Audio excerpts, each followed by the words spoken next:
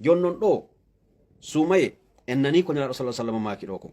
ɓe maki nokkugo e hadis go in kana awwalu layla min shahri ramadan ñande woni premier jemma lewru sumaye no suffidatu shayatin shaytanuji ɗin fof taw ɗi sokete ɗum ɗo taw ko moƴƴere ma an ɓiɗɗo adama o fiwata innu ko sheytane wonnoma tampinde ko sheytane pusuma ha bonoɗa nelaɗo maki allah o sokay taw sheytanuji ɗin fof ndare musidɓe julɓe no wawi wasita hara ka sumaye ɗo allahu subhanahu wa ta'ala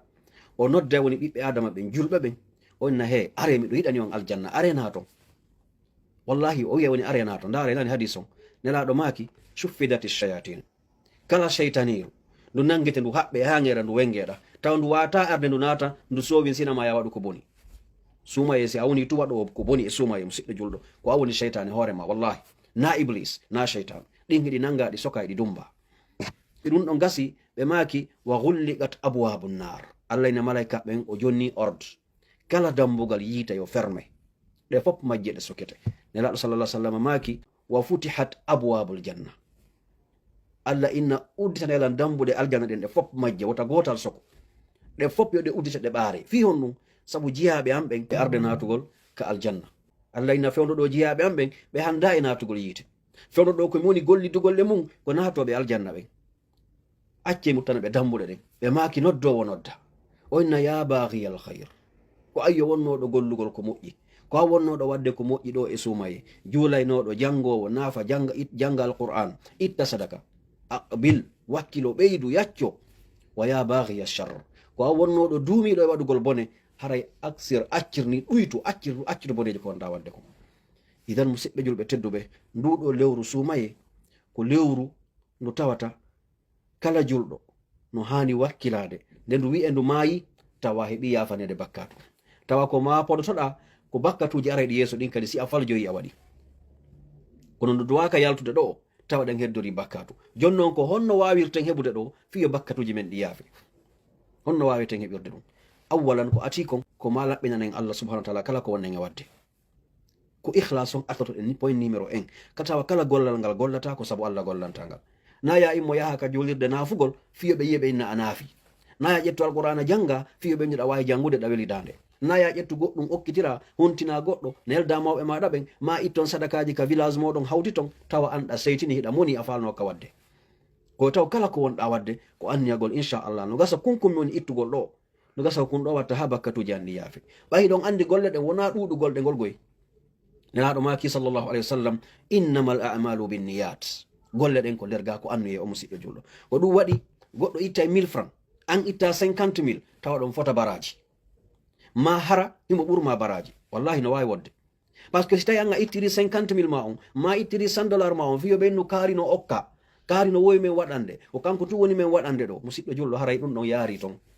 lutti ko ɓe wowli kon si oɗa itti 1000 francs tawa allah no andi ko ɗin ɗon o wawi ittude fewno ɗo yani situation économie makko ko ɗum ɗon o wawi yaltinde hara so jaali mum o anniyorike saabu allah okki ɗin ɗon goɗɗo haray mo ɓurma baraji joni noon si tawi woni on fof on laɓɓinani allah haray andu an hiɗa ɓurima baraji an ɓurɗo ittugol ko ɗuuɗi ko idan musidɓe julɓe tedduɓe nduɗo lewru ɗaɓɓiten bros ɗaɓɓiten fuuti ɗaɓɓiten sabunde ko lotoro ɗen itten bakkatuji men ɗin fof ɗi yolora e nduɗo lewru sumaye ko ɗo sikarama kojo goto wi o wi lewru sumaye no wayi waccihangol ngol allah addanta yimɓe ɓen hitande kala hitande hara hengol wondi e sabunde hengol wondi e fuuti ko ya ar lotoɗa ha laaɓa pos tawa sa lotike ɗon a laaɓi ɗon wonay kadi hitande si arta lotoɗa ɗon ko waɗi karama koɓɓen ɓe jantani en ɗo ɓuure wondi e mayru seeɗa ɓenni go'o go'o fiyen andu moƴƴere mayru on hiɗen andi fihi unzila alquran ko e nduɗo lewru sumaye nde alqur'anare teddude tawde ko nde ɗo yonnanto aduna allah on fuu ko nde hollata aduna allah on fuu ko e nder nduɗo lewru nde ɗo nde tippi alqur'anul karim ɓe wi kadi fihi no e mayru laylatul qadr jemma laylatul qadri on hiɗen andi oɗo karama koɓɓe yewtiki en ɗum ha en fuu joni en famino ɗum sinnamatul laylatul qadri hiɗen andi si a heewi jemma goto jaɓaɗo laylatul qadri haray hiɗa ɓuri rewɗo allah lebbi wulure ko ɗoni duuɓi 80 e ko fawi idan goɗɗo ɗo waka ɗanagol goɗɗo ɗo waka fijugol joni noon heɓugol ɗum ɗo na yawgol ngol tum présente o daro juula woni importance o musidɓe julɓe ko annuye ma on e golle maɗa ɗen e laɓɓinalngol allah ngol e wo'itagol kadi harmude ɗin saabu nelaɗo sallallah sallam maki haaju allah ala e kala tawɗo o ñallay horude kono o accata darugol ko harmi o accata wolugol ko harmi o accata jentagol ko harmi ko ɗum waɗi mo joɗike inni ko darugol pese ma ko darugol film o feƴƴinirta ñallal makko suumaye ngal o bonna woni suumaye makko par ce que a darata ɗo pese ronka yiwde rewɓe ka ɓurti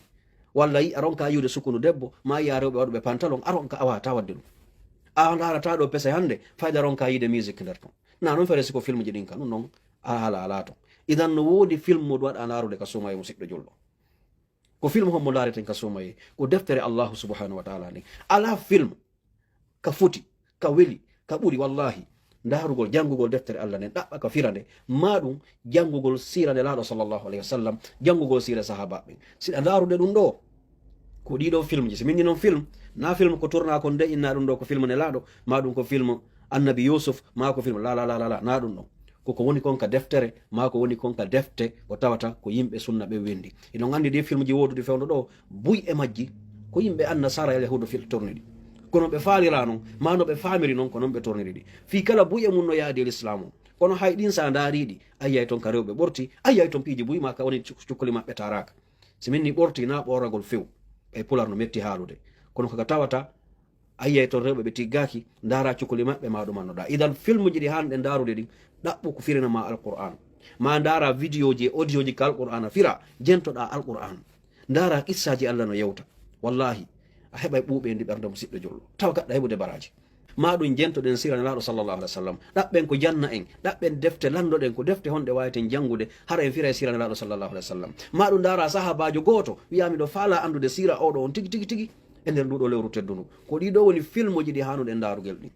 hara en perdali kono sen ari wi'ugol ko darugol pese ma darugol piiji goo a bonna e sumaye ma o ma ɗum aren e joɗagol ño'ugol yimɓe ɓe hiɗon andi no tawa ko ɓurɗen jarriborede wowdugol inɗe yimɓe musidɗo julɗo tedduɗo si allah tawnima suumaye ƴettan allah aadi inchallahu taala no gasagoye a wata hunnude a 100% kono ƴettan allah aadi a desida inchallah a ño'ata goɗɗo kon woni ñoore est ce que ko argol wowlalan komi wonda e muɗum inna oɗo koni way oɗo koni way oɗo koni way la ɗum ɗon ko ɗum woni fenade ko ɗum woni tooñe kala ko wowluɗa e goɗɗo hara henanama mo mari ɗum ɗon a toñimo on ɗon hiɗa mari ñawidegol e makko bonnere toñuɗo ko wiyete ñoore ko marɗo ellaji ɓay alamo ala ella on ɓiɗɗo adama ala joni ko a yaw ƴiya ellaji oɗo ɗin ƴetta ɗi wowlana goɗɗo ɗimmo ma wowlana goɗɗo tawa ɗo ɗa andi o falaka ɗin no yaltuka yaasi ko ɗum woni ñoore ko siɗa wawi mo noddude yewtoɗamo an tun e makko laaɓanamo reedu ɗon no dagi innamo accu ɗum ɗo mami naniɗa wadde ɗum ɗo mami yiɗa wadde ɗum ɗo so jaɓi o acci alhamdulillah so jaɓali a laaɓanimo reedu sina ɗum noddamo anduɗa no wawi mo accinde woni ko mawɗo makko woni ko imamu jon yewtamo hara na fi wirtugol bal ko fiyo accu ellaji ɗon wadde ɗum noon kadi karama ko ñandu selli kono ko yalti ɗum ɗon kala mo wowlanɗa ɗo inde goɗɗo andu ko moƴƴereji ma ko wonɗa horude kon ko ɗum wonɗa naɓande mo kala moƴƴere ko wonɗa heɓude a transféré woni no sa jogui téléphone marɗo orange moni na mari nden toon 50 millions ɓe addanama numéro ji ya feƴƴi haray ko ɗum wonɗa kala moƴƴere nde marɗa feƴƴina woni on tigui hewta yawmal qiyama tawa dorala e fuyo allah dandu en noon haray musidɓe julɓe tedduɓe tawa e moƴƴereji kadi wonɗi e nder nduɗo lewru teddudu al umra fihi tuadilu hajjatum ma arrasul sallllahu alih wa sallam kadi ko nduɗo tun heɓata ɗin baraji ɗon ko tawata yahay waɗa a umra ha gasa allah yoɓama joddi waɗuɗo hajju kañum e nelaɗo sallllahu alih wa sallam ɗo noon komo yahi waɗiri no haniri noon jokki dewe allah subahanahu wa taala ɗen hara yahaali e ñowgol to yimɓe yahaali tun e hollitagol e weeɓitagol e wi'ugol kañum yani yawgol tun e haalawi ko taw tigi yaha jokka dewe ɗen ɓay haray no e nokkuji ɓurɗi teddugol e yewtino fi ɗum e vidéo ji meɗen feƴƴuɗi nam ɓe wi si feƴƴi ɗon kadi e nduɗo lewru sumaye allahu subahanahu wa taala himo waɗa ɗo piiji moƴƴereji hawniɗe musidɓe julɓe nelaɗo maaki ñande wo ñande jemma kala jemma allah wonno mari ɓe o rinɗinta ɓe o harminta natugol yite fes o winda ɓeɗo o inna onon o groupe ɗo ɓeɗo mi windi on natoɓe aljanna ittude ñande le premier ha ñande le 29 sumaye ma ha ñande 30 sumaye ça dépend ñande wo ñande allahu on hino mari yimɓe ɓe o rinɗinta sinnama rinɗingol ko tawnoɓe ɓeɗo ɓe windaka e natoɓe aljanna ɓen allah ƴetta liste o dara ɗon wonɓe ɗaɓɓigol mo moƴƴere nden o inna ɓeɗo fop mi desidi mi signani ɓeɗo caché ɓeɗo ɓe nata e aljanna ɓeɗo ɓe rinɗi ɓe natta yite abadan jonno musidɓe julɓe tedduɓe ɓay ko sumaye wonde ni ko ɗiɗo duwa ɗen heɓude ka hakkille meɗen jiɓoɗe yarli en tawama e o groupe ɗo ka en tawaka miijo ɗen ko honno hewtirten o degré ɗo hewtugol ha allah subahana taala o rinɗina en enen kadi ɓay allah ko yurmeteɗo o toñata an e jiha e makko ɓen fo ɗon fotanamo allah wi inna akramakum indallahi atqakum on fop moɗon min ko ɓuranin min ko ɓuro hulde allah o Allah wi ɗo wona arabu ɓen saudi, wona ɓale ɓen afrique, wona portoɓe leyɗe porto, la wallahi ko kala ɓurɗo hulde Allah subhanahu wa ta'ala ko ɓuranimo ko ɓuri teddude ka Allah. Idan fiyen hewtu o degré ɗo tan ɗinagol wondema hi Allah rinɗini en e natoɓe yite ɓen, waɗi en natoɓe aljanna, tan ɗinagol wondema Allah yafanike en bakkatu meɗen on, ko ma wakkilo ɗen darin ko honɗum wonɗen waɗande Allah subhanahu wa ta'ala, ko honno wonɗen gollirde enen e makko, na waɗugol tun action ji ɗin, ko action ji ɗi yara e ɓernde nden ga. Tawa kala ko wonɗa wadde no andirɗa noon siɗa wadde bone, a falaka yimɓe ɓe yiw ɗum, a falaka ɓe andu giru moƴƴereji ma ɗin kadi. Tawa kala ko wawɗa suuɗude a suuɗay siɗɗo julɗo, tawa kala ko wawɗa suuɗude a suuɗay. Wota juulir fiyo goɗɗo yiye, wota nafir fiyo goɗɗo yiye, wota jangir alqur'ana fiyo fo anduɗa jangude. Minnal noon ta jangu yeeso yimɓe ɓen, par ce que no wodi woɓɓe hara ɓe ka gollata ɗon ka magasin ji maɓɓe, ka biroji maɓɓe, ɓe wata suuɗade ɓe janga. Ɗum hella ala e ɗum, na forcément suuɗoɗa, ko woni ɓernde ma nden geru haraɗa andi ko wonɗa wadde kon hakkude maɗa e Allah, ko ɓay tun amara feere si yimɓe ɓen no yiwde ma yiɗa wadde. Siɗa marno feere a hollatano yimɓe ɓen, idan ɓernde ma nden tawa no jaɓanma nder ga ko sabu Allah moni waɗirde. Haysi ɓeɗo fof ari yii ɓe wowli goɗɗum, Allah kañum no andi ko sabu makko wonɗa waɗirde, fami. Donc se wawi wadde ɗum ɗon rentoɗen e ko boni kon fes. Téléphone ji men ɗin hande wallahi enen o zamanu fewniɗo hande cheytane wawi jamanu ngu moƴƴa moƴƴa. Ɗi téléphone ji meɗen ɗi marani en nafa, kono ko bone on ɓuuri e majji. Joni a huɓɓinta téléphone ma o nata Facebook, ma nata TikTok, ma nata YouTube, sina yeyi rewɓe ɓortiɓe. ɗum no wawa, feere ala, feccere feere ala. Joni noon ɗo enen wowtuɓe joɗagol bimbi ha kikiɗe, tawa guite men fof ko TikTok, guite men fof ko Facebook, guite men fof ko YouTube, guite men fof ko Instagram. Kono rewirta en Allah e nduɗo lewru. Ko ɗo testata hoore ma anda si tawi ha jonɗa heddori iman, si tawi ha jonɗa heddori relation an e Allah subhanahu wa ta'ala. Ko ronki wawde hoore mum hay e suumaye, a ronki yaltugol Facebook, a ronki yaltugol TikTok, a ronki wonugol yani pottitagol Instagram, sina hara ko yewtereji islam wonɗa ndarude nder ton.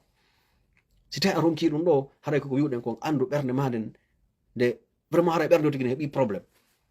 Ɗon andi Allah no sifino ka suratul Baqara, o wiɓe summun bukmun umuyun fahum la yarji'un. Yo Allah dandu goɗɗo hewtude oɗo degré wonugol ha tawa o wumi ɗi o yiyata gonga, o pahi ɗi o nanata gonga, ɓernde makko nden sukkike nde jaɓata nde kadi iwgol e waɗugol boneji ɗi. Idan musidɓe julɓe tedduɓe, mo kala meɗen ko ɗo testata hoore muɗum, ndara sino heddori ko wiyete kon degré imanu ɓurɗo fanɗude e nder nduɗo lewru. Jon noon nelaɗo sallallah sallam maaki ko e nduɗo lewru Allah rinɗinta, ɓe maaki kadi ñande 50 ma ñande 29 ñande dernier jour sumaye on, Allah o ndaara beru groupe ko rirɗinno ko ittude le premier, ittude ñande go'o ha ñande 50 ma ha ñande 29, o ƴetta ɓen ɗon fof kadi beru on nombre ɗon, sayno innen hara ko 100 millions de personnes o rinɗinno, o wi natata yite, o ƴetta beru ɓen kadi o rinɗina ñande dernier jour sumaye o. Subhanallah.